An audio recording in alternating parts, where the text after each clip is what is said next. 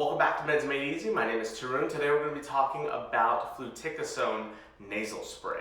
Fluticasone is a corticosteroid which helps take down inflammation. So it's used for all different kinds of rhinitis, which is the inflammation of your nasal passages and your nasal cavity.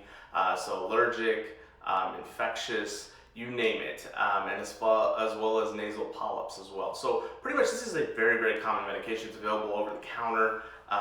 Anytime you pretty much get kind of a cold, the flu, doctors generally prescribe this. You know, it just kind of opens up, the way I kind of explain is it blows open your nasal cavity. If you're not able to breathe because you got so much mucus and stuff and built up because it's due to allergies or due to an infection, it just blows everything right open, which is amazing. I take it a lot. I've never had an issue with this thing. There's no metallic taste that hits the back of your throat, which is really great because if you've taken on some of the other sprays like mometasone, you've kind of seen that could happen, and that's kind of nasty. It generally takes several days to really hit its peak effect, but I mean it kicks in almost right away. For women that are pregnant or lactating, it is a corticosteroid, so you do get some amount of systemic absorption, so you really need to go through with your doctor. Usually it's safe, but always go through your doctor and ask them, even while you're lactating, to make sure that this is safe for you to take. Generally, you start off with one spray in each nostril once a day. You can go to one spray in each nostril twice a day, so morning and at night. And then in very severe cases, if you're really, really sick, then you get 2 sprays in each nostril twice a day, and you generally don't go beyond that.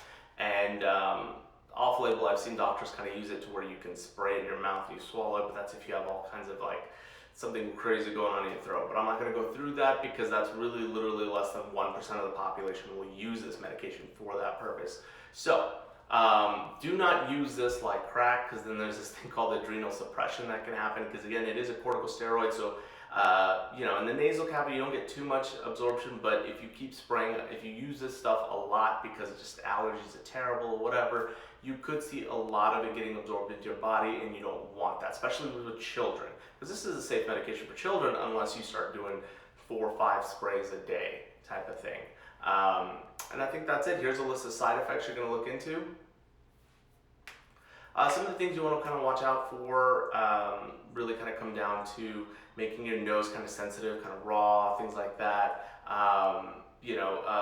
Susceptible to maybe some population get nosebleeds. If you have a weak blood vessel, then a corticosteroid could aggravate that. And always shoot the spray away from your nose. So shoot it this way, not into your bone, because over time what that can do is it can kind of erode the bone down the middle, and you could get a deviated septum. Again, very rare that happens, but always shoot the spray away. That's just, you do that and you will never have problems with it. Again, very easy drug to take, very little issues, never seen a problem with it, and you shouldn't either. So if you guys have any questions, concerns, leave them down below, hit subscribe, let us know how we're doing with the channel.